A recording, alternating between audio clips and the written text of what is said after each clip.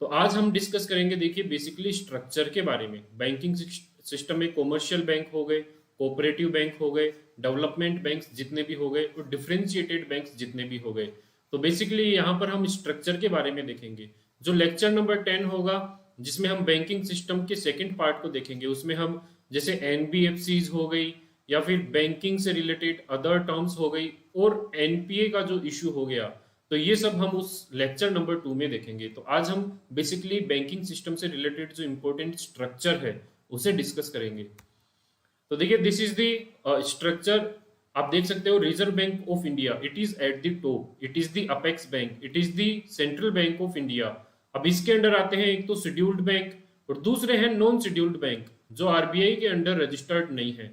Scheduled bank को हम 4 भागों में बांटेंगे, commercial bank, cooperative bank and basically इसको हम 2 भागों में ही बांटेंगे। इसके बाद में जो तीसरा सेक्टर है development bank and differentiated bank, ये दोनों these are like we can say they are part of schedule bank, not part of schedule bank. Completely इन पे शेड्यूल बैंक अप्लाई नहीं होता, तो इनको भी हम देखेंगे। नाउ कॉमर्शियल बैंक को हम 4 पार्ट में बांटेंगे, foreign bank, RRBs, public sector bank and private sector bank. Public sector bank को हम SBI and other nationalised banks में बांटेंगे, जबकि प्राइवेट सेक्टर बैंक को हम ओल्ड एंड न्यू बैंक्स में बांटेंगे।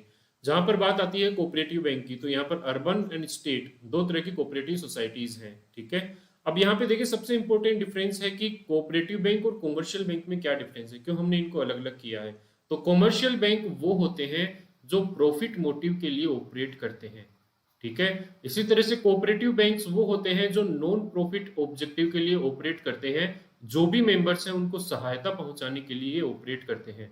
फिर इसके बाद आते हैं डेवलपमेंट बैंक। तो डेवलपमेंट बैंक एरिया स्पेसिफिक होते हैं, सेक्टर स्पेसिफिक होते हैं। जैसे आप नाबार्ड का एग्जांपल लीजिए, तो नाबार्ड रूरल एरिया के डेवलपमेंट के लिए फंक्शन करता है। इसी तरह से सिडबी हो गया जो एसएमईज के डेवलपमेंट के लिए फंक्शन करता है। तो these are the development bank जो एक पर्टिकुलर सेक्टर के लिए काम करते हैं, उसमें लॉन्ग टर्म फाइनेंस अवेलेबल हो उसके लिए काम करते हैं। और सबसे अंत में आते हैं डिफरेंशिएटेड बैंक। आपने स्मॉल फाइनेंस बैंक के बारे में, पेमेंट बैंक के बारे में सुना होगा। तो basically these are the differentiated bank जिनका अपना खुद का एक अलग निश होता है, एक पर्टिकुलर सेक्टर में जो काम करते हैं, these are the differentiated banks. तो ये सारे बैंक्स आज हम डिस्कस करने वाले हैं। तो सबसे पहले हम थोड़ा सा आरबीआई के बारे में देख लेते हैं। हालांकि आरबीआई के बारे में हमने डिटेल में पिछले लेक्चर में देख लिया था, लेकिन चूंकि it is the central bank तो एक बार थोड़ा सा देख लेते हैं। It is the apex banking and financial institution in the country. तो हमारी कंट्री का सबसे अपेक्स बैंक है ये। Almost every country has one central bank, तो हमारा भी एक सेंट्रल बैंक है, दैट इज आरबीआई। और आरबीआई को 1935 में एस्टेब्लिश किया गया था। तो दैट इज बेसिकली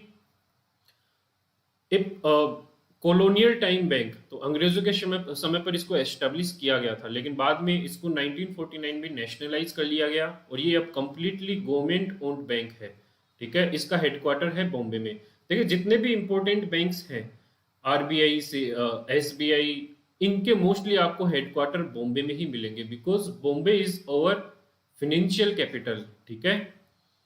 तो चलिए व्हाट इज शेड्यूल्ड बैंक। तो ये सबसे इंपॉर्टेंट क्वेश्चन है, what is a scheduled bank. हम एक शेड्यूल्ड बैंक किसे कहेंगे। तो any bank which is mentioned in the second schedule of RBI act 1934। तो जो भी आरबीआई एक्ट 1934 के सेकंड शेड्यूल में है उसे हम एक शेड्यूल्ड बैंक कहेंगे। Scheduled banks are regulated under the provisions of banking regulation act 1949। इनको हम कहाँ पे रेगुलेट करते हैं, बैंकिंग रेगुलेशन एक्ट 1949। और इनको रेगुलेट कौन करता है, आरबीआई, ठीक है।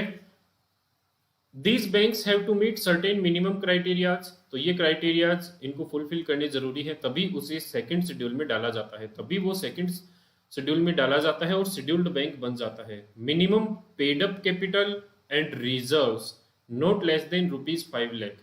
तो कम से कम पेड अप कैपिटल और रिजर्व्स 5 लाख के होने चाहिए। Now what is paid up capital. Paid up capital क्या होती है, तो देखिए मैं आपको थोड़ा डिटेल में एक्सप्लेन करता हूं। कोई भी कंपनी, कोई भी बैंक, कुछ भी हो, उसकी एक शेयर कैपिटल होती है, ठीक है। जितनी वो रजिस्टर करवाता है, जितनी वो रजिस्टर करवाता है उसे हम कहते हैं authorised capital. This is the maximum available capital. अब इस ऑथोराइज्ड कैपिटल का एक पोर्शन वो पब्लिक के लिए इश्यू करता है, जिसको भी लेना हो, पब्लिक हो गए, शेयर होल्डर हो गए।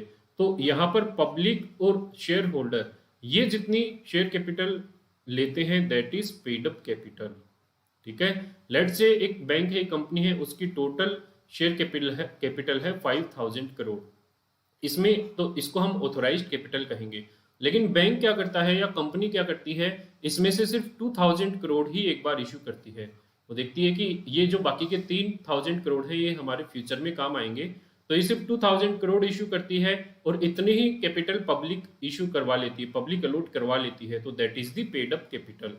तो paid up capital and reserves, reserves हो गए कोई भी प्रॉफिट, प्रॉफिट जो शेयर होल्डर्स में बांटा नहीं गया बल्कि फ्यूचर के लिए इन्वेस्टमेंट के लिए रख लिया गया, तो ये कम से कम 5 लाख होने चाहिए। These banks have to satisfy the RBI their functions would be carried out in the interest of their depositors. तो जो भी लोग पैसा जमा करवाने जा रहे हैं उनके इंटरेस्ट में रहकर काम किया जाएगा, उनको धोखाधड़ी नहीं की जाएगी। The banks needs to be a corporation, तो ऑब्वियस ही बात है जब हम कैपिटल की बात कर रहे हैं, पेड अप कैपिटल की, तो उस बैंक को एज ए कॉरपोरेशन रजिस्टर्ड होना जरूरी है। It can not be sold proprietorship और पार्टनरशिप फॉर्म।